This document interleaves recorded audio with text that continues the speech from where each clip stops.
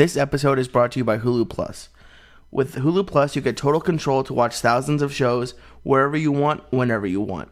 Binge on full seasons and watch your favorite current shows like Community, South Park, SNL, and more. Right now, our listeners get an extended free trial of Hulu Plus by going to huluplus.com/Joey. Again, that's huluplus.com/Joey. Lowercase. All right, Lee, enough. What is this, American Bandstand cocksucker? What's going on, Every baby? time I turn down the music, where's the music go? Now I leave it on for 30 seconds. I was telling Joey when it came in, I think he just picked something that's happening in front of him and he complains about it. He probably loves ranch. Just he was that day, talking one day. He was just talking one day. Like, ranch is in front of me. I hate ranch. Fucking complain about everything. But I'm feeling good. I'm not complaining. I'm breaking your balls. There's a big fucking difference about complaining and breaking somebody's goddamn balls. I hope everybody had a fucking phenomenal weekend. Everybody's safe. Everybody's healthy. We had a great fucking weekend. Friday night. Went over to jiu-jitsu, went over to the Ice House, hung out with Rogan and Tom Rhodes and Red Band. It was good to see those fucking savages. Saturday, Lee came over. We got fucking baked. We watched the UFC. He called me an hour later. I dosed him with a roofie. You didn't pick up. Oh, because I went to sleep. I was just as high as you were, cocksucker. I wasn't high at your house, though. I was like, all right, this isn't that bad. Like, I thought it was I told you. The cookie was 18 milligrams. That's what you said. That's what you said. But then I got home, and I sat down on my bed, and I fucking went off. It was like a delayed release, and then you had mystery weed that was in a hash container, but you said it wasn't hash. But I know it was hash. Let me tell you what happened. First off, Friday afternoon, I got a lot of... We talk about customer service, and we talk about companies that we love, you know. You got my man Tafoya with his T-shirt company. You got somebody who sent us hoods. This weekend I got to write it all down. So Wednesday, remind me they sent us hoods. Oh, sweet. We got a mechanic fucking poster in the mail. Wow. And we got the stuff from Duck Dynasty. They sent my niece a T-shirt. Really? People from Duck Dynasty. So I you know, hey, listen, this is what it's all about. We all work together. Friday, like I said, I got a lot of love from Auntie Dolores. And it's not because she makes great fucking edibles. It's because the story that went behind it. And she's just not up there fanning her pussy. You know, she's up there fucking working. She was in L.A. for a week doing demos. That's where they go to a weed store and just cut fucking edibles and give it away to free to people, to let people know what it's all about. So I advertised it on Twitter. I was going to be there. I went from 4 to 5. I mean, how many fucking edibles can you eat before you see purple? And I went down there, and she gave us a fucking bag. I mean, this bag was filled to the top. Yeah, that's a big bag now. That's a big bag. When I went over on Saturday, I had what it happened? Since Friday. I what gave did you some have away. yesterday? I took some to the Ice House. I ate some yesterday at Ralphie's. These are the cheese crackers. These are usually 180 milligrams. They're still 180 milligrams. No, you get 2 cookies. I don't believe you. For 180 milligrams, 90 milligrams a piece. So this is probably 30. So this is what I'm saying to you, fucko. No, that's not 30. You also get the caramel corn, which is delicious.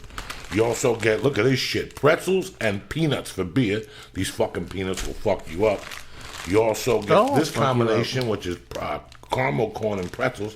Caramel corn and peanuts, which is like Cracker Jack. Yeah, you were trying to get me to do Cracker Jacks. You're like, let's mix them all together. We'll do Cracker Jacks. Want some peanuts? No, we just. Then what the some. fuck, guy? This is what I'm talking about. We just had some. What we have? About? Oh, you gotta finish your piece. Right, we'll have that in a minute. Come on, finish it. I literally just had it. Give me 2 minutes. Well, we gotta get the party. You gotta get the blood going. The party is started. You gotta do some jumping jacks to get the THC kicking into the fucking bloodstream. So I want to just give a shout out to Auntie Dolores and what she does. Go to her website. If you're in California, Denver, all the fucking states that are smoking with 3 hands, you see Auntie Dolores, you get the fucking peanuts, you get the caramel corn, is delicious. You got a nephew that's kind of fucking retarded. He's 11 or something. You give him a bag of this fucking popcorn. Let the pieces fall where they may. Fuck that little retarded cocktucker. What's a cocktucker? Whatever the fuck he is. So I want to thank her. I love when people, you know, I'm sick and tired of people going, well, there's no business. Last Friday I went to last Wednesday I did a Club Vive. Okay. In Pomona. There was 200 people in there. You know why? Why? Because they work with the fucking public. They had happy hour. They had tacos for $1. You follow me? Once you let people know that there's a fucking recession and shit's going on and you give them a deal, you know, they're still doing buckets for $6. They're still doing $2 beers during the comedy show. They had 200 fucking people in there. Yeah, we went to Morton's the other night before your daughter's baptism, and they had like really cheap happy hour at the bar. Like it's like a fancy restaurant. Oh, Artie Morton's. Yeah. During the week. You gotta. You can't. Everything can't be. Wait till you smell this fucking fuck. I don't want to smell it. Why are you blowing it for more? What is happening? You know what? Whenever you see sour cream and black beans and you put them together in something, there's going to be a problem. Oh, you had Mexican food last night? I had Chipotle in the afternoon, like for lunch with my wife. So it's been cooking for a while. Oh, it's been cooking in my asshole. And I had black beans and sour cream, and I farted this morning in the shower. And I almost slipped and broke my neck. I thought I had jerked off. You ever jerk off in the shower and your toe catches the sperm and you fucking slip like that? I don't do it in the shower. I live alone. I do it where I want. I can do it right here. You're a filthy fucking what? Jew. You taste it just because I do it wherever I want. I don't do it in the public area. I don't do it on the couch. I fucking hope not, you filthy fuck.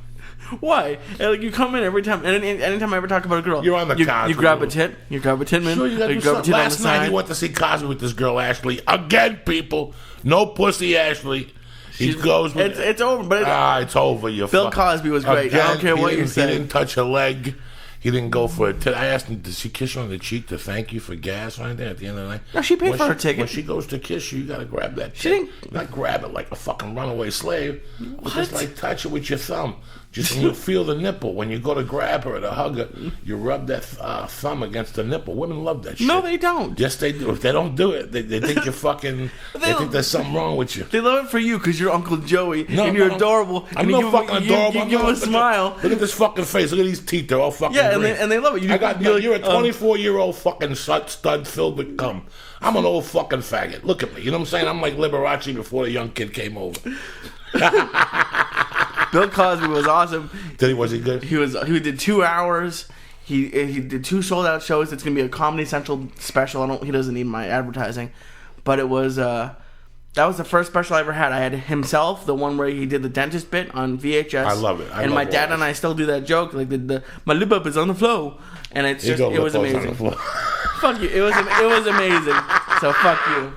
Here you go, cocksucker. Take the other. Joey told me on Saturday. He said, well, mind your business. Why are you gonna drive down there in traffic? Eat an edible, listen to the album. It'd be the same fucking thing. It wasn't. It was awesome. I know it wasn't. Just smoke this and pipe down. You're all excited. Pipe down. And eat that edible. That's all you need to fucking do is eat that edible. I had 3 joints already, and What 3 joints? We haven't even smoked 3 joints. I only had 1 joint. No. A super fucking Blue Dream. This is not the first joint. And I took a joint of roaches I had. If this is the same joint, they keep regenerating. Yeah, no. That's the first one. That's the second one. I got 2 more up here batting. Look at these motherfuckers. These are Boston Red Sox type bats. And eat the edible. Let's do this. Right, real quick. Dun, dun, dun, dun. Eat the whole fucking thing. You left a piece there. No, you didn't. You eat the whole thing. Come on. Cut it out. I already had a piece. You had a little tiny piece. And I'm watching you. You think you're a magician. Eat that right now. Pop. Pop. Water. Relax. Fuck. I'm watching you. Cocksucker. I already had a piece. Why don't you had a little because we cut it in half perfectly. It's 30 milligrams perfectly. Let's go. Come on. Why do we have to cut in half? You've fucking been doing it for 30 years. I swear to God, I'll throw this fucking knife at you. I'll kill you live on a fucking podcast on YouTube. I'll do 30 years because they got me on tape. I swear to God. Eat the fucking thing and stop crying. If I don't make it to work tonight, I'm going to charge you. In Grand Rapids, Michigan, the Death Squad people all over the country would fucking eat that. There's 2 pieces. Like, come on, what about the other piece? This ain't dice, cocksucker. Look at him. Look at these guys. Look at him. He's gagging and shit like he's eating ass. Look at him. That's the best chocolate money could buy. That's Lady Godiva. Yeah, but it's filled with weed. It's not filled with weed. It's 10 milligrams of fucking weed. It gets smaller each time. First it was 30, now it's 10, then it's 1, then it's negative milligrams. Eat it, cocksucker. Look at this. It's a beautiful day to be alive. It's Monday. Where's Tony Bennett, cocksucker? Look, he's getting sick. Fuck. Oh, God. I don't like the taste of weed.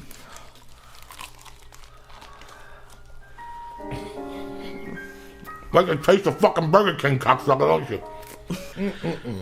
Is there anyone like that you want to see? I know I don't know if it's different for comedy, but is there like any musician who you want to see? It's a bunch of people I want to see. Listen, let me tell you. First of all, I woke up last night at 3:30 in the morning thinking about my buddy who died Easter Sunday. Just thinking about how he used to call me Dick. That's what he used to call me. Why would he call you Dick? Dick, because he would say I was a dick. So he would call me Dick. Big rubber dick. You gonna come with me? Big rubber dick. He used to call me Dick. I was just thinking about him. So that song goes out to him today. I miss him a lot, Jimmy Burkle. So I was just thinking, it's so weird how you have these people in your life, these stupid fucking people you giggle with, you know, and you crack jokes with, and you call them once a week, and you say stupid shit to them. And one day they die, you know. And you don't really think about it. you just live your life. And all of a sudden, you're like, fuck, he was important or she was important in my life. You know, I wasn't fucking them or grabbing their tit or nothing, but they were my friend. Was yesterday like an important day with you and him, or like what? No. Yesterday I went to Ralphie's May's kids' birthday party. It was fucking awesome. Oh yeah, it was awesome. It was really awesome. Ralphie knows a valet parking on the bottom of the hill. They had a mule there. The kids were riding little horses. Ralphie's got a little boy who could possibly be a fucking killer. August could possibly be a little fucking savage. You think so? Yeah. The little girl's really cute. She's 5, but August turns 4. And he's, you ask him, what did this guy say? And he goes, he's a cocksucker. But he's really cute. But I hugged him yesterday. I grabbed him. Let me tell you something, you fuck. When you talk to me, you call me Mr. Diaz. You understand? He's like, yeah. I go, give my daughter a kiss. You're her new fucking bodyguard. That's your little cousin. He gave her a kiss and he hugged her and shit. So me and him are partners now. We're partners. That's it. It's going to be like her older brother. So Ralphie had a catered Mexican. He had hot dogs, Hebrew National. I must have had 3 fucking hot. It's amazing how you go to a thing, people cater it, and I didn't give a fuck about the Mexican catered food. I didn't touch that Mexican food. I had the 3 Hebrew National hot dogs that were delicious. With mustard, little raw onions. Ooh. I was telling you, I just got into raw onions. Did you? Yeah, I know. What the fuck you been all your life? How the fuck know. You're 24 years old. What the fuck I think happened? when you're a kid, at least for me, like you figure out what you like. And you're just like, for the rest of your life, you're like, oh, I don't like that. And, like, there's no reason for me not to like it. So, like, after the live podcast, we met at In-N-Out and got, like a single cheeseburger. And they asked... Which, for you people who are losing weight, let me tell you something about In-N-Out. If you eat a single cheeseburger without the magic sauce, with a raw onion, it's like 8 or 9 points. You eat in half one of those fries, which I don't like anyway, because the fries are gross. So if you eat a cheeseburger from In-N-Out and Diet Coke, it's 10 fucking points. It's not too bad. So no, it's fine. Like I had a headache at midnight. She said, "Do you want onions?" I said, "Whatever, fine." And it was delicious. Delicious. And I raw onions is fucking delicious. I put it on a salad and tuna recently, and it's like I like this. So it's far. No, it's great. Weird. No. Wait till I take you to that Cuban place again, Criollo. Oh, that was get good. The thin steak. Yeah. With the black beans and rice. That's what you had. And I have them cut some onions up. That's what they put on my head. That's what I had. To put on the fucking rice. It was delicious. The raw rice. You gonna call in that number, right, Tarzan? Yeah. Call me in that number about whatever 635 is. All right, I appreciate you doing this. All right, brother, I love you. Go ahead. I'm sorry. This is behind the scenes. No, so it was this edible's already hitting me, so I'm good for about another 10 minutes. You asked me a very interesting question, and I got to be strictly honest with you about it. Which one? I don't know too many people who went to more concerts than I did when I was at that age. Yeah. Okay? And I got to be honest with you. It was like I did them, to get the fuck out of the house. I'm like you. I like to get the fuck out of the house. Yeah. And B, to maybe be cool. Maybe to be cool in those days. Or whatever the fuck it was, And after concerts I went to, I could be honest with you, it wasn't the concert as much as the journey. Yeah, it was like getting over there, like that. Not even the bus into the city. It was snowing. We made the last bus. Oh, okay. We train into the city. We got into a fist fight. Somebody got hit with a fucking ghetto blaster in the head. Today, something happened when I got to be like 27, 28. Something just happened. And I went to see fucking The Dead in San Francisco. I went to see Sylvester in San Francisco, that gay black guy that sings You Make Me Feel Mighty Real. I went to see a lot of people in small venues, the B-52s. I've been to large venues, like I've never seen Guns N' Roses. That's one band that I stopped going to concerts after that. Like 87, 88, that was it. Now, if I go to those things, no matter what I go to, it's a fucking chore. Yeah. It's a fucking chore. I had great seats for the Lakers this year. And the day that I had to go to the Laker game, I didn't want to fucking go. I was stuck. It was like I'd rather be home. Yeah, no, it's especially stuff like that. That's why I've always loved stand-up. I don't know why, it was in Cerritos. It wasn't at like the Staples Center, and I've just always loved stand-up. Like there's not people walking around with concessions. It's like you're sitting down to watch someone, and when you go to see someone like Bill Cosby or anyone like that, no one was there to heckle him. And he didn't have an opening act. He came out, got a standing ovation, and did 2 hours on one subject. and it was like Steve Simone was there. I didn't. We probably sang in different areas, but it was just. How'd you know Steve Simone was there? He was the one who told me about it.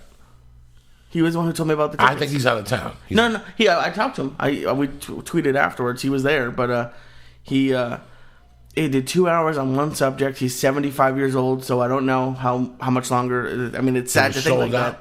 Sold out both shows. I went on his touring site. He's touring 3 days a week. He's gonna be in Vegas and San Diego, but the tickets in San Diego are like $400 a pop. So, and this was like $55 last night, so I got the Jewish special. But it's amazing that I talk to you and you're such a fan of stand-up. I love it. Let's get something straight. I never went to a stand-up club till the night I got on stage. Really? Oh, that's never. That's like 8 of my first dates. I love stand-up. Number 2, I hate me at this point in my life, and if I tell people, they're going to be pissed at me. Like, I hate theaters. I hate fancy places. I'd rather you motherfuckers come see me at a dingy fucking strip club with no strippers. Yeah. Put the light on me. Let's get some $2 fucking drinks. And let's get fucked up for 2 hours and no pressure on me. I'm going to give you the best show of your fucking life. Yeah. You know, I'm going to give you the best show of my life. I'm going to give you one of those shows like the night when I taped the CD. You know, it's either you or the Priest, where I was relaxed. There was 150 people. I didn't give a fuck. You know, that's what I'd rather do. I'd much rather have a smaller venue where I could connect with everybody. But the clubs don't want that because they don't make money. Blah, blah, blah, blah, blah. For me, that's my fucking dream. Now, let me ask you this, because I'm personally not a huge drinker, and it sometimes takes me out of it at the clubs with like the waiters and waitresses. This was at a theater, so there was no drinks. I'd almost prefer to pay a little bit more and have nobody walking the fuck around. Would that be cool? That'd be cool. It doesn't. That'd be cool with me. Yeah. I'd rather you eat your fucking meal and get 3 cocktails left there, and that's it. The doors are locked, and it's you and us for 3 hours. I came up in a different system. I came up with gentlemen. Well, we weren't gentlemen. We were 5 13-year-olds and 1 14-year-old in a room listening to Pryor or George Carlin. And we would sit there stoned to the gills, giggling. I want to bring it to the same type of level. That's the level I like my comedy. That's why when we discuss doing the CD, the DVD, it's got to be something more small and dingy. I want bricks behind me. I don't want a stage with a fucking curtain and glitter and people clapping and people with suits on. I want motherfuckers with leather jackets on and Harleys and fucking, you know. Yeah. I want real people there. I thought a lot about you last night because he came out and like you always say, well, we've been talking about the DVD and you said just from here, like the chest up. He sat down. He stood up like twice. He sat down and it was just... It's like kind of like you commanded attention, and I could just imagine. I mean, in 20 years or 25 years, you'll be his age, and I don't see you wanting. You might not be touring every weekend, but you're not going to want to stop getting on stage. So no, I could see you doing that in 20 years. Yeah. I'm the only jerk off that doesn't have something to say, but you always want to have something to say. Like right now, I have something to say. I have to talk about my baby being born. What I think. Yeah. You know, do I really think I'd be at this point in my life? I never thought I'd fucking be 50. I never thought, you know, these are the things I got to think about. But I really don't want to talk about it. But he's such a fucking genius that he knows how to bring it to fucking life. No. You know, and I should go to more things. I just get so caught. Lee, I slept this weekend. This was the first week I had nobody around. Well, you've been on the road a lot. Yeah, you know, 5-6 weeks, and then I had the people in town, then I had my other nephew in town, then if he's not in town, I'm doing a bunch of fucking comedy. This was the first week I did 1, 2, 3 sets. You know, I went to a couple jiu-jitsus, I went to a couple kickboxings, I rode every day. Mm-hmm. You know, I have my daughter in the mornings. I stopped walking in the morning because I realized that my knee pain was from the walking, even though I put on the fucking sneakers. Or the strong bone has really kicked in. Well, the cement, it's cement. Well, I got those fucking... New Balance? The New Balances, so I figured that helped a little bit. But you know what happened? And the strong bones kicked in 2-3 fucking weeks, and now that knee... I'm going to Dr. Tuesday anyway to see what he's got to say to me. Because maybe it's arthritis, but at least it's not the knee pain I had 2 fucking weeks ago. So I think once a strong bone... That's why I do it in intervals. I don't stay on it year round. I do it in intervals because... it's like smoking the same weed every day. Every day you're not going to get as high as you did on Monday. You know what I'm saying? How you feeling? How's that edible, cocksucker? This guy better call soon because I'm about to be able. You're beautiful. You're fucking beautiful. There's nothing wrong with you. You're a fuck. Where's some music for you, Uncle Joey? Already? All right. Something, whatever. What time is it? I don't give a fuck. 6:25. I don't give a fuck. Let's do something. Oh, shit. Get up. It's a beautiful, beautiful, beautiful day to be alive. You got the world by the balls, man. Whether you're 25 or 50. We're taking it's fucking Monday. We're taking it's the Monday, world by baby. the balls. It's Monday. It's a fighter's color. It's a fighting color. You got to get out there and grab that motherfucking bite him in the neck. Oh, Eddie Bravo, I was going to say, yeah. Announced his fight with Hoyler Gracie. I think it's the Gracie. I'm sorry if I pronounced the word wrong. You know, I've been smoking dope since 4:30 this morning. But my friend Eddie Bravo, we went to eat. I met him the other night, Friday night. Yeah. I met him at the taco stand by the Ha-Ha there across the street. By the hot dogs. He didn't want to eat nothing. I had 2 tacos and talked to him about it a little bit. Told him he had to get a hold of Mike Dolce and get his nutrition up to par and shit. Oh, shit. How long? Like, I've heard the stories, but when did he do the last fight? Do you know? Was it like a decade 10 ago? years ago or something. So, yeah, they're going to tighten it up and they're going to go for it. I think they're going to do it in San Diego, so we'll all be there. Oh, cool. Representing Eddie fucking Bravo. Eddie Bravo was a good fucking dude. I love him to death and all that shit. By the way, tonight, I don't know if you people know it. I don't know if a lot of kids care or give a fuck. Tonight's the 30th anniversary of when the fucking Philadelphia 76ers swept the Lakers. Oh, you love with the 76ers. Moses Malone and Julius Erving. So tonight, out of respect for Strong Island, from Roosevelt, Long Island, they're going to do a documentary on Julius Erving. I've been waiting for this for years. Is it a 30 for 30? No. It's on the NBA channel. This is Strong Island 30. This is Julius Erving. And he needs a whole new series. This is Julius Erving. And for you people who don't know, you just don't know. You know, they talk about LeBron James. They talk about this guy and Michael Jordan. Listen, there wouldn't be none of these motherfuckers if there was no Julius Erving. And I got to see it. Man. I got to see it. That's so. So yeah, was that the game you went to with the guy who showed you the hooker or whatever?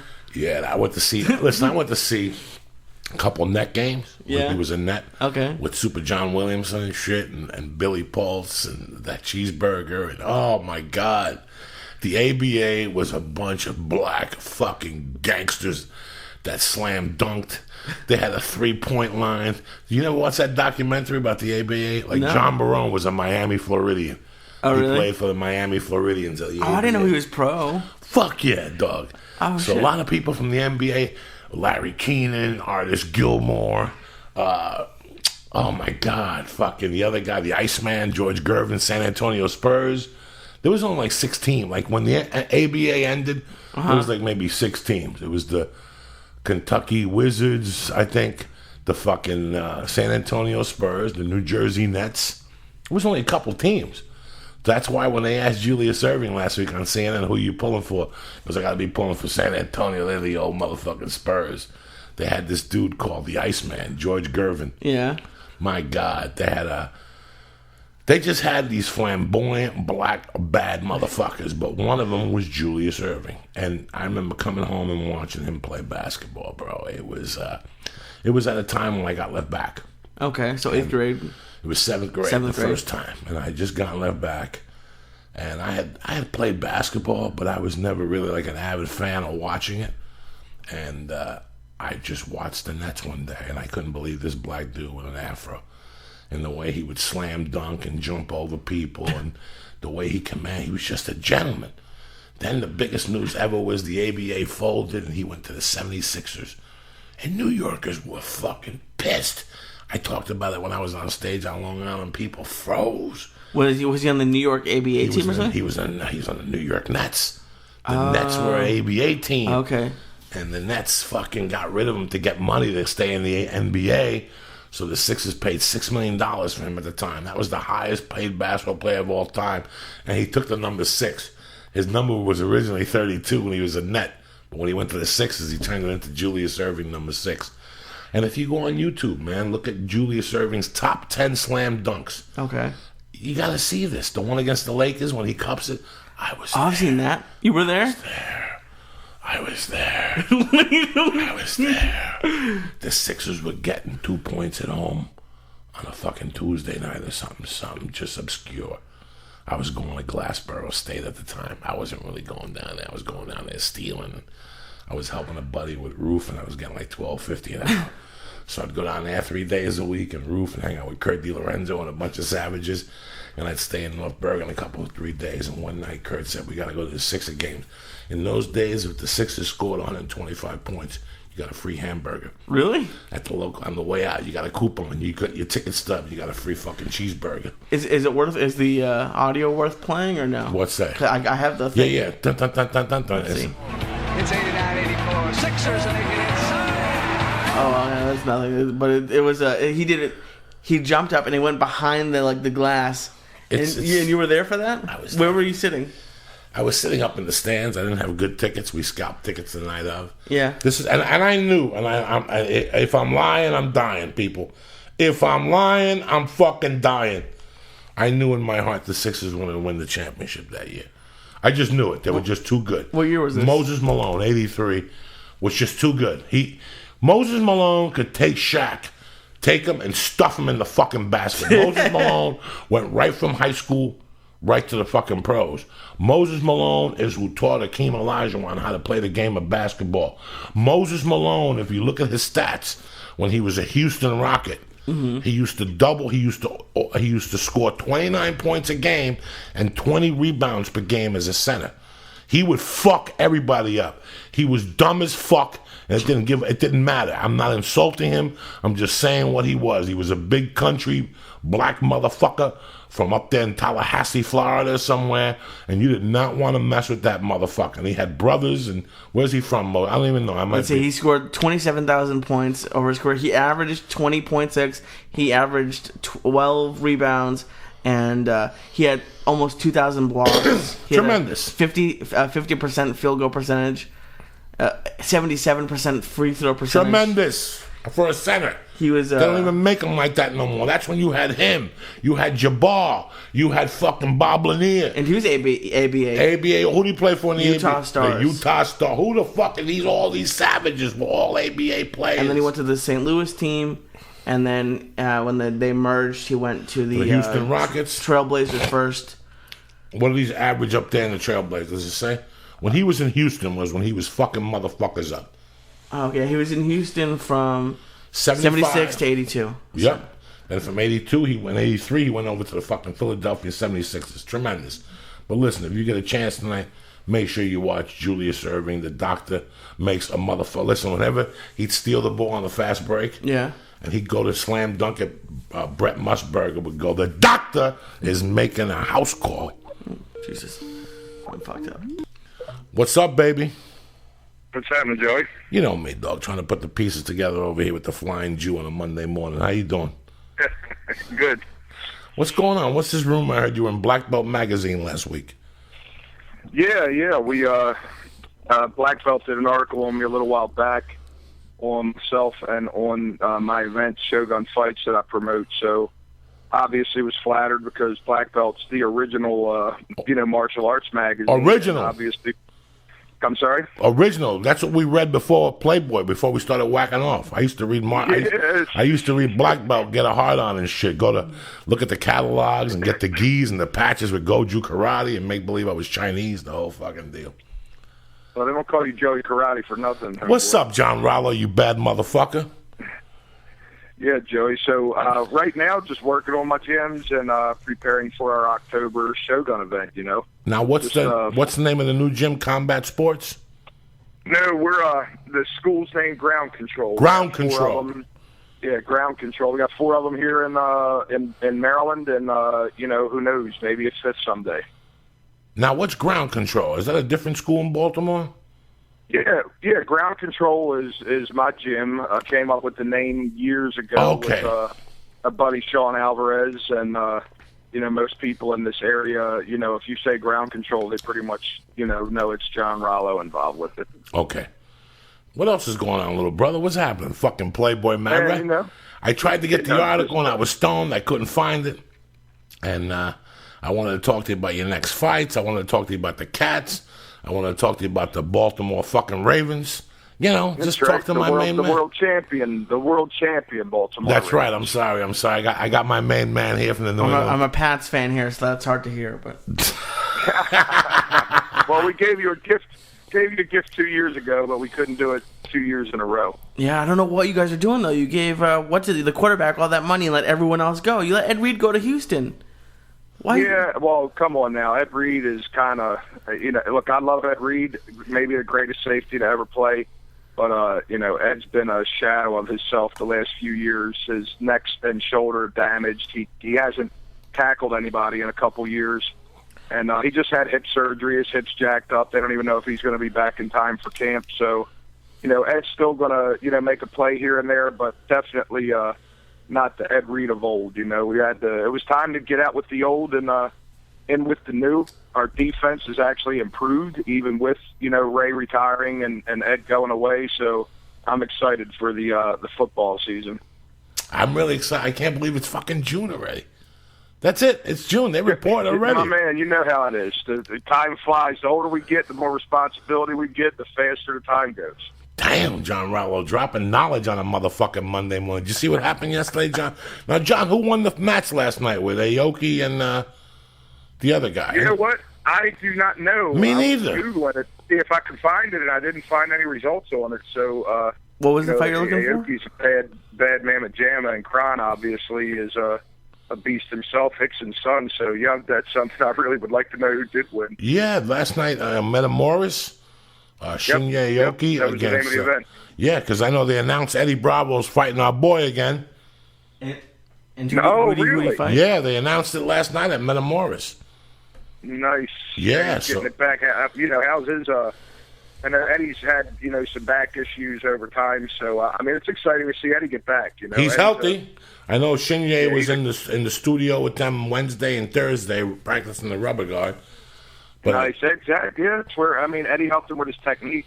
Guys, don't sleep on Eddie Bravo because he hasn't competed in a while. He's a very an accomplished grappler and a creative guy. I would sit around with Eddie and we would just rap about jiu-jitsu for hours, while we were medicating ourselves. So exciting, it's exciting to know that he's coming back, actually. John Rallo, because of you, I've been going to jiu-jitsu steady twice a week. How you liking it? Between me and you, I love it, John Rallo. It's I told you would, man. I knew you would. Once it gets in the blood, it's over. Yeah, this guy on Mondays, this Marcelo, I like this guy, and he runs a tight. The first half hour is just calisthenics and shit, and then the next half hour is technique. Then you roll. I can't lie to you, John Rallo. I got 2 minutes of rolling, and I got to tap, but I can do it 3 or 4 times. Yeah, 2 minutes, and then 2.5, and then 3. So, because of you, actually, the last time we got together, we talked about this.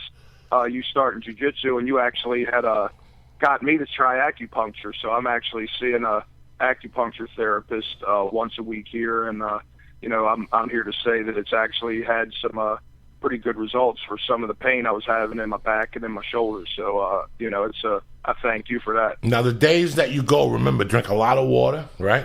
Even more so than you workout days, and don't plan nothing. It's like Good Friday. Don't do nothing.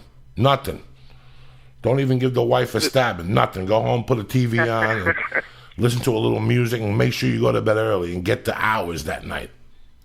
You'll see that if you go to sleep and wake up, interrupt that sleep, it's like, what the fuck did I do? Smoke 55 joints and drink a gallon of booze? Yeah. Because your body really goes from point A to point B. So, see, we learn from each other no matter what fucking age. Kron Gracie won. He guillotine choke 7 minutes in. Oh, shit! Nice. That's hey, good for Kron, man. Obviously his dad maybe the greatest jiu-jitsu practitioner of all time. So it's exciting to see his son Kron have success. Hickson really withdrew from the community when Huxon passed away. So, it's kind of exciting to see Kron out there still carrying on his lineage. Now, maybe you guys can explain it. I watched, there was a post-fight interview with Schaub and Cyborg, and Cyborg was pissed because apparently Schaub just sat there and didn't do anything. Like, can you explain what happened, or did you watch it, or do you know what happened? As far as Brendan Schaub? Yeah, when was the fight? Yesterday. I didn't watch no. I don't know. Yeah, maybe. You watch a old UFC fight? No. It might have, maybe it was an old. What event was it? It was on the same card. It was Metamoris 2, and it was. Schaub versus Cyborg, and apparently I didn't know Brendan had been released. He didn't be released. He's fighting. He's still in the UFC. But I'll tell you what he said was he went in knowing that that Cyborg fucked people up and was like really great. So his goal was to not get submitted, and he just kind of like played around with him, and it just ended in a stalemate. But Cyborg was pissed at the end. He said like he never saw anyone do anything like that. He only goes to fights where people are going to fight, and he was pissed off. I didn't even know. Yeah, well, I mean, in Cyborg's defense, I mean, I know Brendan. I think Brendan's a nice guy. Excuse me. Cyborg is obviously one of the best jiu-jitsu guys in the world. It's hard to submit a person who doesn't want to engage you. You know, Brendan's a great athlete, you know, former professional football player, 250-pound kid, obviously has grappling knowledge. And, you know, I think it's not impossible to get through a match when you don't take any chances, when you're not trying to win the match. So if that's exactly what went down, you know, I guess if his goal was not to be submitted, that's cool. But, you know, the fans want to see you go after him. Brendan really had nothing to lose. So why not go out there, and even if he passes his guard, threatens him a couple times, that almost says more than kind of sitting in a guard and just locking it down and hoping the time runs out. Yeah, that's what Cyborg said he did. So I didn't know if you guys watched the rest of the card or not, but yeah, that was crazy. Nah, man, I would love to see this thing. It was an awesome card, and the Aoki and Kron match was one that I definitely wanted to check out. How long have you been involved with jiu-jitsu now, John Rallo? Since 97, and 98. And you're an original? 98 was the first time I competed, and I met Henzo in 99, and I've been with him ever since. And you used to go up to New York and train?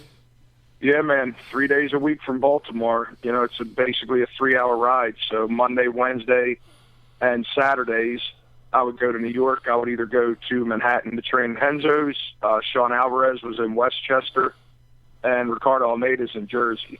So I would go to New York on Monday and Wednesdays, and in the beginning, Saturdays too. And then as, you know, my career went on and I started to meet more of the guys, you know, I would go to Henzo's a couple days, and then Saturdays I would hit Ricardo since it was about a half hour closer for me. You know, my school was small back then, so, you know, we only had class ourselves on Tuesday, Thursday, Friday. So it allowed me to you know, to get up there and get my education. You know, that's my college degree, my black belt from Henzo. So, and, you know, obviously you can put a lot of road work in and a lot of time in to, you know, but I've got all my promotions from Henzo, and something that I'm super proud of because, you know, people know that Henzo doesn't just hand belts out. So, you know, the fact that he thought enough of me to give me a black belt is obviously a great honor. Damn.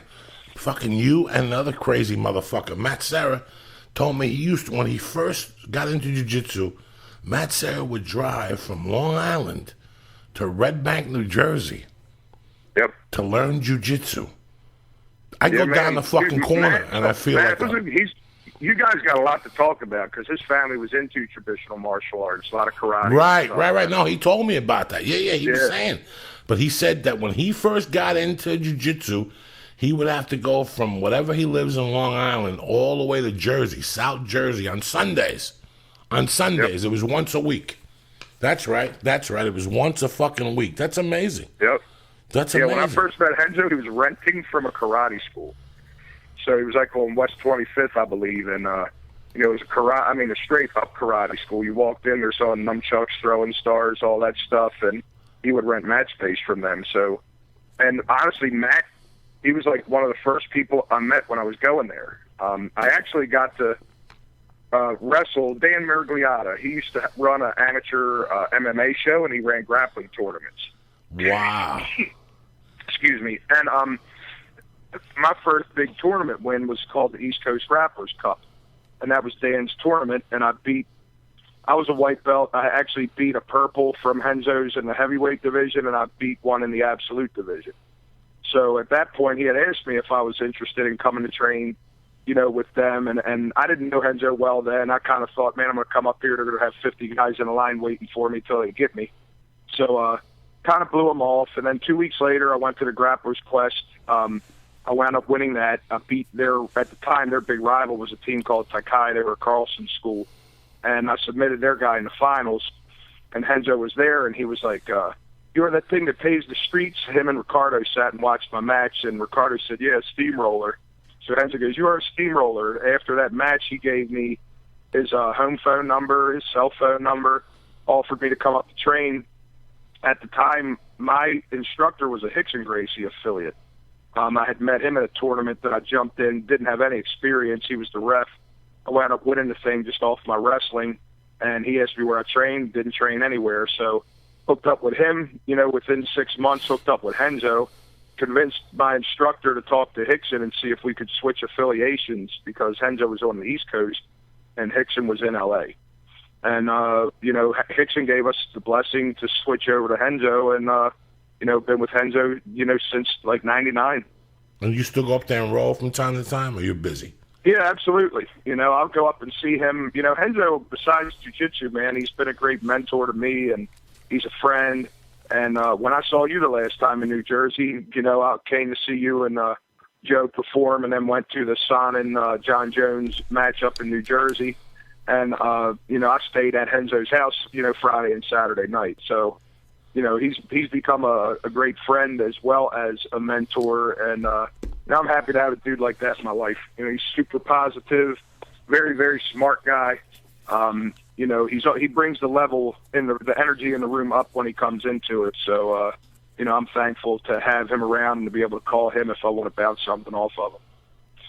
You're a fucking sad. Now tell me about these events you've been doing, because we've been friends for a long time, and I remember you telling me in the beginning, and they got bigger and bigger, and you sold it out. Now look at you, you're fucking Shogun in Harlem. Yeah, we're doing this is my 8th one. October will be the 9th. I personally think we're the biggest regional show around. We do anywhere from 4,000 to 6,000 people at our events, and I don't have, the name brand people like Chuck Liddell, like, George St. Pierre fighting. So the fact that we can bring in, 5,000 people to the First Mariner Arena, which is the big venue here, like that's where Jay-Z would play, it's where Motley Crue would play. If it's a big concert coming here, that's where they go. It's been an amazing ride for us. We've developed some talent. Guys like Dustin Page have made it into the UFC on the Ultimate Fighter show. Zach Davis, another kid, went from our show to the Ultimate Fighter. Cody Donovan, he's currently fighting in the UFC. I think he's won his first 2 fights. He's fought for us.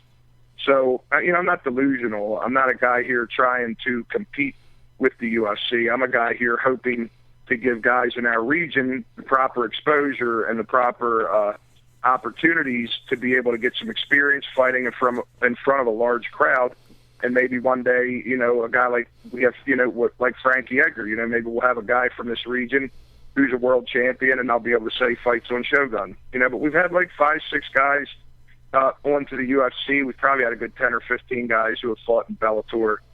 My crowds are actually bigger than Bellator's crowds, but I just don't do the frequency of events that they do because I don't have Viacom backing me. So, any TV people out there that want to get involved, let me know. But again, the UFC is great. Mark Ratner came down and testified for me when we were getting mixed martial arts legal here. I actually had to lobby and go before the Senate and the House of Delegates and speak here in the state capitol at Annapolis when we were getting the law passed. Michael Mersch also came down, who's the attorney for the UFC. Both of these guys couldn't have been more helpful. Were very supportive. Actually thanked me because they were like, man, if everybody we don't even have to be here. You had everything, all the legwork done already. So, I used to call them and ask for dates. That way I would try to avoid UFCs as well.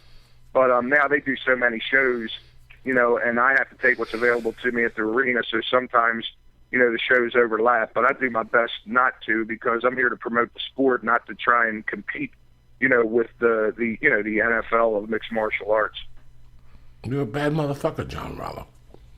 John Rallo, I'm trying, my man. I'm trying. What are you weighing at now? Oh, I'm about 280, 285. Are you still a rock of fucking Gibraltar? Yeah, I do what I can. So, yeah, I try to stay in shape, still roll with the guys. Now, obviously don't have time to train like a fighter, but hell, I'm a 44-year-old man now and trying to make my money with my brain instead of getting hit in the face. The other thing about you is you got a great tattoo in the back of, Jesus choking out the devil and all that stuff. Yeah. But the best thing about you is that we share a common interest is our love for the fucking cats. Oh, yeah, bro. Real men love cats. Oh, my God. The other day I got pissed. De Niro, I always use this line, but De Niro in Meet the Parents, when he was riding with Ben Stiller, he says, everybody, dogs are whores. You got to earn a cat's respect. So, a dog will let anybody pet him, but a cat, he's going to be a little leery just to come up and let you get involved. He's going to have to see you're all right before he accepts you into the circle. So there's a cat in the house that keeps pissing on my fucking fan when I turn it off. And I think he doesn't like when I turn the fan on in the room because he has to leave. I can't figure out who it was. So it was between Superbad and Harry. So the other day, I get in my office. I'm having the worst day of my fucking life, and there's cat pee on the fucking fan. This time, they pissed on the fan while it was on, so it splattered against the fucking wall. So I called my wife, and I go, when you get home, one of the cats are going to be dead. She goes, what happened? I go, I'm just killing one of these motherfuckers today. So I sat there with the baby steaming until she walked in. I gave her the baby. I picked Superbad up. I brought him in there. I made him sniff the pee, and I spanked him twice. Then I picked up Harry. I did the same fucking thing. Why? I don't know. Yeah, they say they don't know what. At that point, they don't know what's up. They don't know what's up. I'll tell you what. We both have a passion for the cats, and the mayor here actually asked me to do a anti-animal violence campaign a few years back, and it's still going on. Where they say only a punk would hurt a cat or a dog. Because animal abuse actually went up after the Michael Vick ordeal because young kids in the city saw him doing what he was doing to pit bulls, and they all thought, well, it must be cool if this big athlete's doing this stuff. Yeah, really? So, yeah, man, they That's had a crazy. campaign here in Maryland and Baltimore. I think, if I'm not mistaken, this is the first place where they can actually put you in jail. Like they made a straight up statute here about animal abuse, and you can get jail time for it. So, the mayor is very, she's real pro animal. The first three people she asked were myself, Adam Jones, who plays for the Orioles, and Jarrett Johnson, who at the time was with the Ravens. And, it's been a great experience for me. It led me to do work with an adoption service here called Barks. They're a no-kill rescue here in Baltimore. And, it's been real fulfilling. Like, as many people go around, recognize me from the mixed martial arts stuff in Baltimore, as recognize me from the billboards and the bus stop posters they had of me holding my cat Doobie. And, basically, with that slogan, only a punk would hurt a cat or a dog. And the poster got a huge response because I'm a 285-pound, 6'2", tatted up, kind of, Joey can tell you I'm not a small guy. So to see me in a tank top holding my little tuxedo cat, it got a big response because people would expect you just to hold the dog. So it led to me doing the show Must Love Cats and adopting. I watched you on that, yeah. In a pit here. Yeah, so it was all pretty cool. And, anytime you can help, an animal, it's always my opinion, Joe. And people that don't know, the dude I'm talking to has the biggest heart in the world. He's the nicest person you'll ever meet. And when you bring a dog or a cat into your house, that animal is now a part of your family. They didn't ask you to bring them there. So once you bring them in, it's your responsibility to take care of them. And if you're a piece of shit who's beating on your dog or beating on your cat, give that cat to somebody who will love it. You know what I'm saying? Because it's not fair to the animal, and it's not a good example to set for the people that are around you. It's amazing how, like I was saying, I felt guilty the rest of the week. Even today, I felt on the way out, I seen Superbad, and I kissed him, and I hugged him. And I could tell he genuinely loves me. My wife came home the other day, and she goes to me, hey, how attached are you to Gray? Gray's the last one we brought in. She's a beautiful tuxedo. She's black and white. When we brought her in, she was about 7. John Rallo, she sleeps with me every night, and as soon as I turn over in bed, she's as happy as can be that I'm awake. She jumps on me. Nice. She meows until she's fucking dizzy when I wake up. Plus, her tail gets swollen like she's ready to fight. And I have to hug her and calm her down. I really do. So I looked at my wife and I go, listen, I'm not that attached to fucking Gray. But let me tell you a fucking story. When I wake up in the morning, Gray's right there. Like, if Gray was a woman, she'd suck my dick. That's how happy Gray is when I wake up in the morning. Sometimes she falls asleep on the chair and she leaps on the bed for me to hug her in the morning when I wake up. How the fuck are you going to ask me to give up fucking Gray? Right. And she goes, right. I get I'm with you, bro. I'm with you. She goes, I get it. I go, I got cats I raised as fucking kittens, and then I would jump on the fucking bed. And, we took Gray from outside. She got attacked by an animal, and the landlord said I can't keep her in the house because the dogs will attack her at night. How can you give up my little neighborhood cat? We washed her up, and she's fucking beautiful now. Yeah, she's beautiful. Sometimes I have the baby in the left arm, and she'll jump and get on my right arm. That's how fucking great and sweet she is. So, yeah, I'm still amazed at that you have the baby. And not that I'm surprised that you'll be a good father, but I know you still back have the in baby. The day, you weren't sure, if you were going to have one or not. And oh, my God. You and your wife, God bless her, to be able to put up with your crazy ass for all these years. But, you guys are great people. I'm glad to see that you were able to have the baby. There's plenty of people out there who have kids that really don't deserve them. So, I'm glad to see you guys.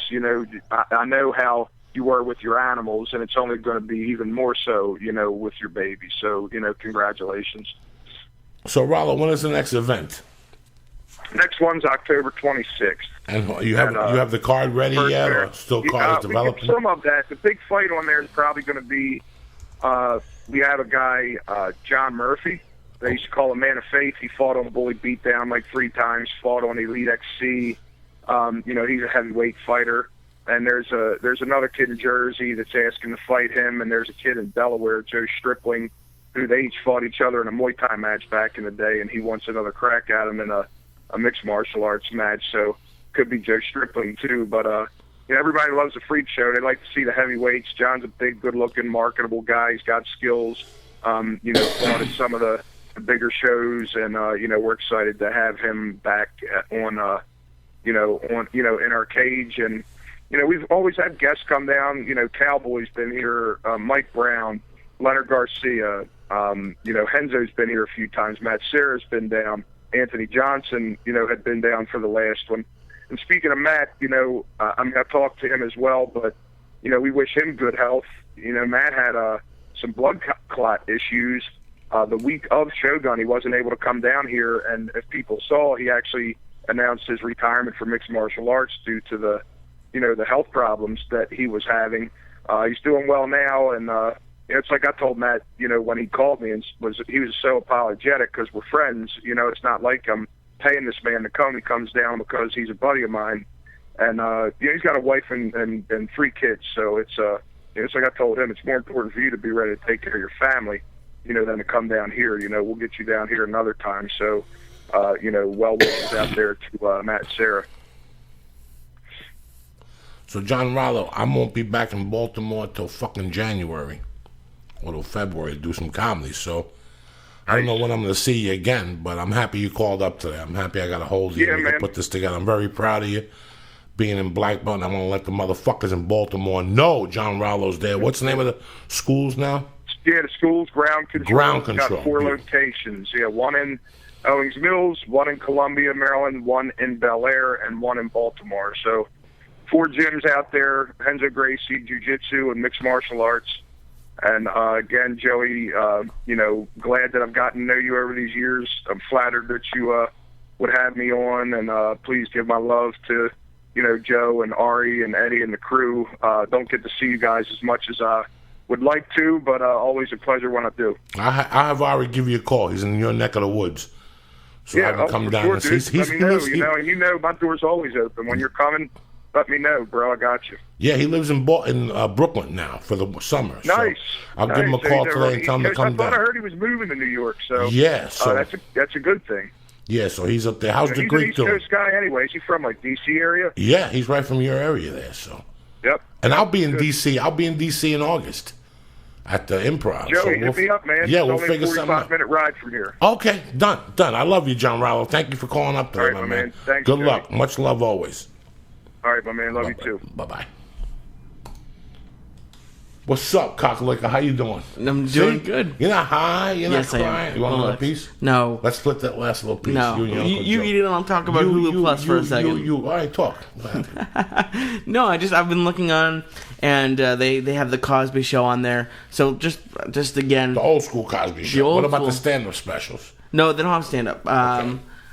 But no, actually, do have the Comedy Central half hours. But so brought to you by Hulu Plus. It's easy. Go to huluplus.com/Joey, lowercase. You know that by now. Or you could go to Joey's website, joeycocodiaz.net. Get the shirts. Also go to Hulu. Go to On It. And I literally looked right now. They have the Cosby Show. They have I Love Lucy, which I fucking love. I love Lucy. And they have The Ultimate Fighter. They have everything you could want. Hulu has The Ultimate Fighter. They have. I'm trying to look and see what season they have. I'm looking at it right now. Yep. It's the last season. Yep, the Jones last versus season. Summon. You're right. Yep. So that's what I'm talking. Listen, I'm giving you 2 weeks for free. Hulu Plus is being so sweet. They're giving you 2 weeks for free, and if you join up after that, it's $7.99 a month. I looked the other day, and I knew The Ultimate Fighter was up there, but I got high and I forgot. So I'm sorry. My apologies to you people. People, please take advantage of this opportunity. You're not going to get this again. 2 free weeks.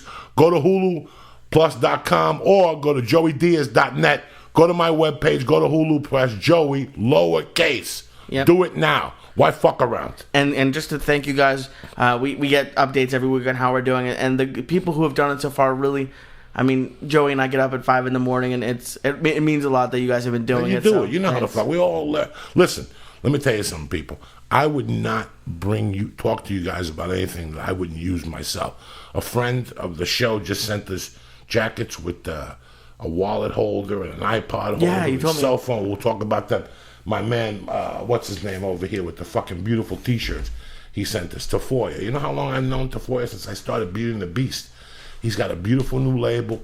What's the label? Read him down to me, this kid. It's called 9 Muse.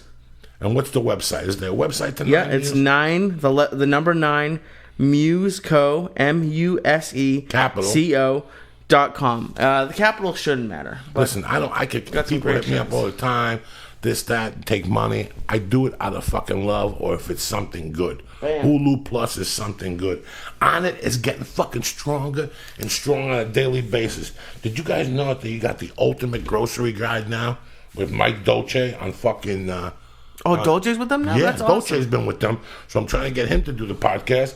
They got the fucking cordyceps mushrooms and that shroom tech, and I'll tell you what's really good. I'm hearing really good things about that T plus testosterone that Onnit's got. Go to fucking Onnit. Cut this shit. We're giving you Hulu Plus, Onnit. Go to Onnit. Press Church in the Box. Get 10% off, 20% off. Get emails. All that fucking fun shit. Who the fuck you think you're dealing with? It's Monday morning, people. Get up, wash. It's a beautiful fucking day to be alive. What are we talking about, Lee? Talking about Julius Erving. We're talking about John Rallo. What else are we talking about today? You don't even know. I'm so fucked up. No, that's what we were talking about. But, no, and it's crazy how things change because, as people know, the girl thing happened a couple weeks ago, but I've been talking to this other one, and it's amazing when you have like the positive, like I had the positive change where I actually told the girl I liked her, and it didn't work out. But now I'm talking to another one, and it's now it's all positive, and it's weird how stuff can change so quickly. So it's for people who are scared of doing things, just one little change really makes a difference. You know, you got to be honest with yourself. You know, I was thinking about, I'm writing this fucking book.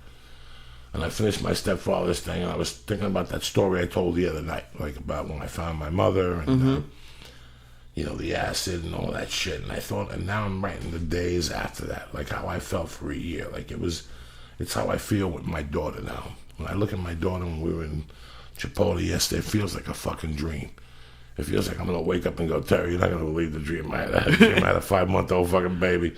You know, sometimes life feels like a dream, and it's good or bad. You know, I'm talking to my friend that his wife died. His wife died about a month ago, and I've been talking to him at least twice a week because I know what he's going through. And it's like when somebody passes away that's close to you, and you walk in that bathroom, and they're not in that bathroom no more, the stuff's not in that bathroom no more, and you really want to smell that person one more time. And, I'm listening to his words. I just call him to hear him vent. There's nothing I could say to this fucking guy. I call him to hear him vent. because no, I couldn't vent anybody because at that age I thought it was too tough. I had to show people that I couldn't vent, that I could handle this. But me inside, I was falling apart. On the outside, I was handling it, you know. But it's so weird how I listen to this grown man talk about all these things, how he misses, and it's like a dream for him. So sometimes somebody passes in your life, and it's like a fucking dream that they pass. You're saying, when am I going to wake up from this dream? This person, it's like this kid that I thought about this morning. You know, everybody's special that you come in contact in this life with. Fucking, we're all special.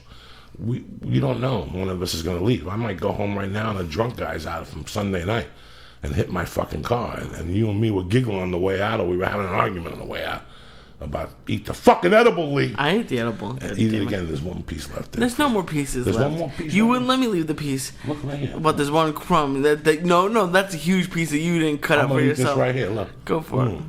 Yeah. It's Monday. You're fucking crazy. That's so weird how, you know, people come and go in your life, and you never know.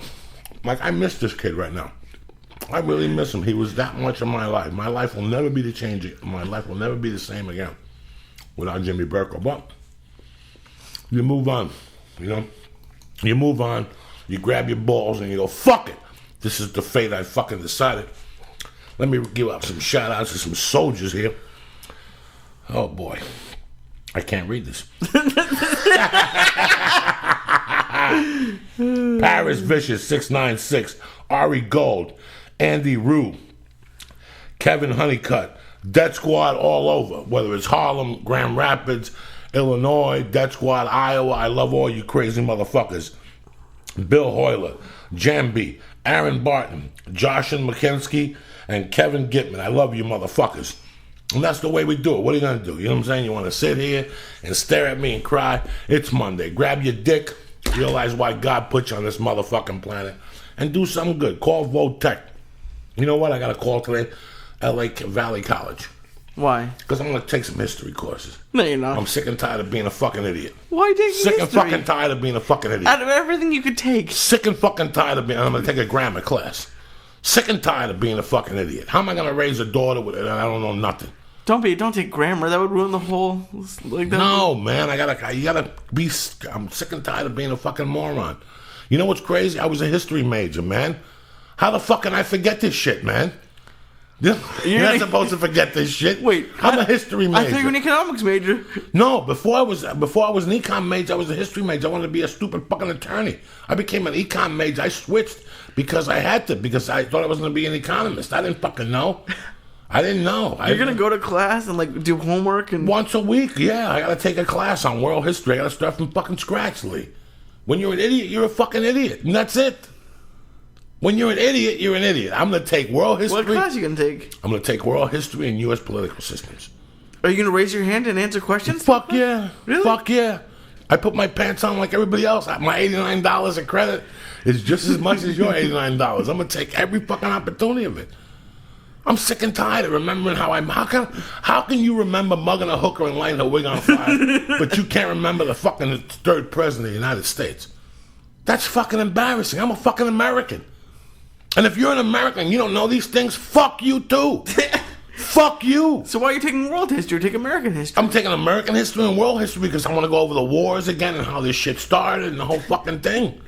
I'm not stupid. I don't know how World War I started. I'm a fucking shame to say that, people. But if I couldn't admit it to you, I can't admit it to nobody.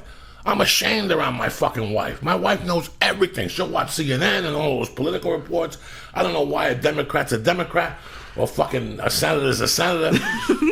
You know, this was my life at one time. This was, when you come from this country, this is what you want to know. You don't give a fuck about anything else. You want to know everything you can about the political systems and the governments and the city governments and how it breaks down. That's the interesting shit about my life that I fucking love. And now, I don't know nothing. I don't know what number President McKinley is. I don't know if I know Lincoln, I know Kennedy, and I know Nixon. Bush. What else do you need to know? You need to know, man. My brain's, I don't know if it's the edible or... You need to fucking know about history. You need to know. How can you be a parent and you don't know about fucking English, where a comma goes? When you're supposed to use your instead of you are. You know, I forget where the fucking comma goes. How stupid can you fucking be? You're 24. You just graduated college. You still remember? I don't fucking know. Have you seen my blogs when I first started writing? Yeah. How somebody didn't stop me and put a bullet in my fucking head. By the way, Omar, where the fuck you at, cocksucker? You better call me back. Don't make me hunt you down. I got a book we got to publish in fucking 3 or 4 months here. But anyway, this book is great for me. What are you going to take next? Are you going to take like an English, like a language class? Like learn French or something? Or? Well, I'm going to try to take 2 classes in the fall. I'm going to see what the scheduling is. And I'm going to keep going until my daughter's 5 or 6. Really? How can I set an example? You got to be excited about this shit. I have so many opportunities. I work on the weekends. Yeah. I have all these opportunities to spend time with my daughter. Well, how can I not be, you know? I got to do this, Lee. Do they let you smoke joints during class? No, they don't let you smoke joints, but I'll eat an edible, you fucking cocksucker. Will you really? Why don't you call Valley's College and rat me out, you fucking Crime Stopper? You fucking Sammy the Bull. Oh, I'd love to be in that. I'd love to be in that class. This is the country we live in. That when you want to better yourself, people laugh at you. Happens every day in society, at every American table. A kid comes home, tells his father he wants to play the piano. The father's like, "What, do you want to suck dick too?" You know what I'm saying? I mean, I'm not making funny. I just... Yes, you are. Yes, you are. This is what I'm talking about. As he eats another piece of the edible. Look, you hurt my feelings. No, it's great. I'm just... I would... If people had said, what is Joey Diaz going to tell you at 7 a.m. and gave me 1,000 options, one of them would never have been him going back to college. I'm like Bonnie Dangerfield. I'm back to school, bitch. That's awesome. I do you think the homework's gonna last? I can't see you doing homework. If you pay attention in class, homework is very easy. If you pay attention and make a couple notes during class, and you stay on your thing. I think it's changed since you went to school. Well, to be honest with you, I think I'm gonna take 1 class just to get my feet wet. No, it's gone down. No, well, I was thinking about taking something in the summer. I'm only going out of town for 3 or 4 weeks in the summer. Okay. So I was thinking of That's starting awesome. by that. I'm a fucking idiot, bro. I kind of want to learn How Spanish. long can you be a fucking idiot for? Not you. How long? How long can you walk around knowing that you're a fucking idiot? How long do you walk around knowing you can't get into a conversation about politics because you're embarrassed? How long do you walk around and you can't use an analogy about a president, or you don't know about the 8th president? When does this happen? Like, this has been happening. Like people this has been fucking happening. But people who and like, now that I have a child, I have to set an example. Now that I have you're like a son. You're 24. You're half retarded yourself. Yeah, but I gotta know this shit. I'm 26 years your elder. People Did you who know go that? to, yeah, but people who go to college wish they could like talk about stuff like you. Like no one fucking talk. Everybody wants to talk about eating ass. And yes. Sucking When a has straw. anyone ever? When have you ever been anywhere? When have you been at No. a comedy club and someone's like, "Hey, do you think this is like Garfield, the 8th president, or do you think this is like the 6th president?" Like, doesn't matter. Just the fact that I don't know it. Just the fact that you don't know it. Just the fucking facts that I can't join a conversation about a war. I can't join a conversation about a fucking something that's going on in Iran or Iraq. You know, right now I don't even know where they're fighting. I'm so fucking confused. no one in this country knows where they're fighting. I don't even know where they're fighting anymore. I know it's not Iran because that's where Maj Jabrani is from. So it's Iraq. Okay, well, yeah, I think they pulled out of They Iraq. pulled out of Iraq. These are things I should be on top of as an American, even if I don't discuss them. Just because I'm not a fucking smarmy guy and I don't have a scarf on, I don't smoke a cigarette with a fucking holder, doesn't mean you're not supposed to know this, people. You know when you're lacking. You know when you watch Jeopardy and you don't get one of the answers correct. Yeah, you're a dumb fuck. You know when the last time I got an answer correct on Jeopardy? When? Exactly, that's my point. Every once in a while, I got like a movie ride or a music something ride, but I don't know nothing about what they're talking about. Like what river rests on fucking Gibraltar or what river rests on the Lake Michigan. You know, nothing. Well, you can't have a river. That's what I'm talking about, people. Going through Lake Michigan. Why do you fucking, you know what I'm saying? So I'm just sick and tired. And it's the same right now. Well, you know if you're walking around, if you're a fucking idiot. If you're sitting there walking around listening to Cheap Trick, and you're getting on a train, you know if you're a fucking idiot. If you look at the paper and you're like, what are they talking about? And that's what I feel like half the time. And I try to read New York Times. They always said that reading the New York Times for 4 years will give you more of an education than going to college for 4 years. Yeah, that's what they say, you know what I'm saying? But you ever try to read the New York fucking Times sometimes? No. Oh. It's boring. Oh, yeah. That's why I could, like... If you were going to tell me you're going to school, I thought you'd tell me, I'm going to watch Jeopardy Monday through Friday. I'm going to read the news. Like, I would never Like it's not. It's like it's an inspiring thing. I'm not making fun. I couldn't believe you're gonna do it. You can't walk around being a fucking moron all your life. After a while, eventually, you got to raise your hand and go. You know what? I've accepted that I'm a fucking moron, and I got to do something about it. You know, community college ain't gonna help me because they don't have. I just want to know basic knowledge again. It's very sad that the other day, my short-term memory's going. You know, we all have a good time. Joey's eating edibles. My fucking short-term memory's going. So is mine. It's going, people. There's times I get home and I can't remember what I ate for lunch to put in my Weight Watcher guide. You know, I write my points every day. I can't fucking remember. So, and then when they talk about politics, I got to ask my wife like a stupid question. You know how hard it is to ask your wife let your wife know you're really a fucking moron? Do you know how hard that is? Like, you could con people. I would never think that would bother you. Oh, it bothers me that she fucking knows a lot of the shit that I knew used to fucking know and forgot. She's not smarter than me. I just forgot that shit. That's what I'm trying to say. Have you thought about calling Colorado and seeing what classes you need to actually finish a degree? Like, you do that? That could be cool. It's embarrassing. They don't want to hear from me. Yeah, no one who works there knows you. Like, I mean, no one who works there was there. It was like your old professor who's like, you could have been something like that. You should do that if you're gonna take classes. I'm the Jew. Like, why waste your money? You should call them and see what questions. Nah, because I know what I need. I know what I need, basically. I know what I need. I don't need to take an econ class. I don't need to take a philosophy class on Socrates. I did watch Clash of the Titans the other day, the original. That's a badass motherfucking. The new one's garbage. Yeah, the new one's fucking garbage. You watch that fucking old one with Medusa and shit. Damn, that's a good fucking. And something else. You people always like when I give you great movie reviews. Before I go, I got to give you a great fucking review. Last week, I'm sitting there with the baby, and Juana comes at 10. And it's 10 to fucking 10, and I see Stripes is coming on. Oh. Okay, and I love Stripes. I started watching it with my daughter, and I watched the first fucking 10 minutes when he throws a lady out of the cab. Yeah. Bill Murray, and then when they show Harold fucking Ramis teaching immigrants English, right? But then they show him fucking going to the army thing at the bus station. Yeah. And when John Candy walks in, and he asked him what was the movie on the flight. Mm-hmm. You know, he's got the scarf on and the fucking velour jacket and the fucking sunglasses. I had to turn it off, and I started crying because I knew the brilliance that was coming. But I taped it. And that night I went to Yum Yum Donuts, and me and my wife watched the first hour because we liked the part that he goes to Germany. Yeah. John Candy. Look, a few motherfuckers that went to see Hangover 3 and think Bradley Cooper and the guy with the beard are hilarious. Listen. Just take a knife and stick it in your fucking throat like a magician. Hopefully, he'll slice the back of your fucking Adam's apple, you fucking moron. Put on Stripes and see what real comedy brilliance is. It's a great movie. See when John Candy's telling the fucking guy that he joined the army because he wanted to lose weight. Because if he goes to a fat camp, it's 400. And I realized I was broke. So I said, what the hell? Let me join the army, lose a couple pounds. You know, that whole story, that whole monologue, watch what brilliance is. Watch what real comedy brilliance is. You people that think all these people are funny, yeah, Joey, listen, nothing. John Candy was fucking brilliant. Harold Ramis was so fucking good, this movie. Harold Ramis was like the Flying Jew. Because Harold Ramis was really a writer. He wrote Stripes, he wrote Ghostbusters. He was so fucking good in Stripes. Bill Murray was fucking brilliant in Stripes.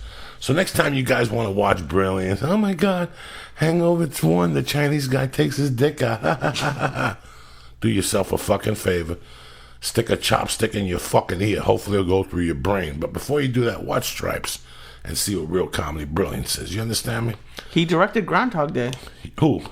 Harold Ramis. Yes, he fucking did. And they analyzed this in that movie. Yeah, I was there with him. I was there. That's the biggest lesson I got. And Caddyshack. Listen, dog, they cannot talk to me. I talked to Harold Ramis. He told me the fucking recipe. Even though Analyze That is an Academy Award winner, even though I had a scene, I spent 2 fucking days asking that fucking little moron questions. He talked to me more about balls. That little fucking Jew showed me more about balls and fucking having comedy than I learned in 10 years. When I came back from doing that movie, so what? Nothing happened. You know what happened, though? I worked with one of the greatest comedy minds of all time, period. And he gave me balls. And he told me to stick this motherfucker out. That he was part of the original Saturday Night Live cast, but they didn't like him on Saturday Night Live, so I didn't hire him. Think of what it's like when they hire all 5 of your friends and you don't get the fucking job, what you feel like. That motherfucker turned around and wrote Stripes, Ghostbusters, Vacation. He wrote like 20 fucking movies. So that's when you show, that's how you show people that you're a bad motherfucker. You don't threaten them. You don't call them stupid. You say a prayer for them for not hiring you, because what you're about to do is something fucking great. And that's what he told me. Just be the funniest motherfucker you can. Fuck Montreal and fuck these agents. They don't know nothing. They don't know nothing. They're like a fucking lottery ticket winner. That's all they are. You keep writing, keep doing your fucking thing and believe in yourself. Whether you're a plumber, a fucking lawyer, a fucking engineer, you're just sitting there ITing on a computer, you got a dream, go for it. Don't let fucking nobody deter you. That's what they try to do to Harold Ramis. That's why it rubs off on me, and it's going to rub off on you. It's fucking Monday. Go out there, stab somebody in the fucking neck. Be a man. What's up, cocksucker? Tell me about Hulu. Tell me about Onnit. Onnit's got some shit cracking. Go over there, see what Dolce's doing. Get the mushroom blend of the Shroom Tech. Sport and immune. Sport and immune, not support I the said immune sport. system. I said support, I'm You sorry. fucking ate edibles. Don't blame it on the edibles. You should take, you ain't even that high. What's the Alpha plant? brain. No, what's a plant major? Like Geologist. no, A botanist. You should take botany classes. Yeah, right, good. Why? I should also, you know what I should do? What is that? Become a dual major, a botanist and an underwater biologist. Why don't I do that? No. What do you think? Then you could grow weed underwater. Oh shit. You know I love you, cocksuckers. Underwater weed, Joe. Listen Diaz, to me. 2015. Listen to me, you bad motherfuckers. Salt Lake City, you bad motherfuckers. Moab and all the cities around you. I'll be there Friday night, but the second show already sold out. Bam. And the first... I'm your hype guy. And the first show's got a few tickets left. Jump on those. The following week, I'm with you badass motherfucking rednecks down in Lexington, Kentucky. What? Paducah. Y'all better see you motherfuckers at the show. I know it's 3 hours away. I ain't fucking around. Lexington, all you. I'm there. I'm there with you on the campus. I'll be with your fucking UKs. So come on down, cocksucker. The week after that, I'm in San Jose. My main man, Lee, boom, boom, Sayat. What? Go to joeydiaz.net. Go to fucking Hulu. Press in Joey lowercase. Get 2 free weeks and a membership for $7.99 a month after that. It's not even a membership. It's like fucking nothing. That's eight fucking dollars. That's 8 movies for $1. You're gonna and 8 TV shows for $1. You're gonna watch 62 of them. Stop being a fucking momo. Go to Onnit. Get the kettlebells. Look at the new Dolce grocery. Onnit is the future for health and nutrition. Don't fuck around. Number 3, what else can these people do this week? They could go do testicle testaments. They could do testicle testaments. You can do a bunch of shit. You don't have to be out with these fucking losers wasting your time. Get some rest. Drink some water. Get your dick sucked and get your pussy eaten. It's a whole new week. It's a whole new set of rules. The Red Devil is here. My main man, the fucking flying Jew. I love you, cocksuckers. Have a great day. Thank you for coming and rocking with us this morning. I don't even know what I'm talking about. Look at this room. I tried to take a picture of it. It didn't work. It's the fucking smokiest room in the world. Now that the show's over, don't forget to sign up for your free trial of Hulu Plus and start watching your favorite hit shows right now. Go to joeydiaz.net and click on the Hulu Plus banner for your extended free trial, or go to huluplus.com/Joey. Again, the banner at joeydiaz.net or huluplus.com/Joey lowercase. Don't forget, we got 8 edibles left. We'll eat these on Wednesday. Oh shit. They'll be gone by tonight. Oh shit. You eat more. Oh shit. How much? What percentage of your Shut up, bitch! edibles? This is Michael Jackson. It's like 60% Before the edibles. molestation case. It's at least half. I love you, Lee Cocksucker. Have a good day.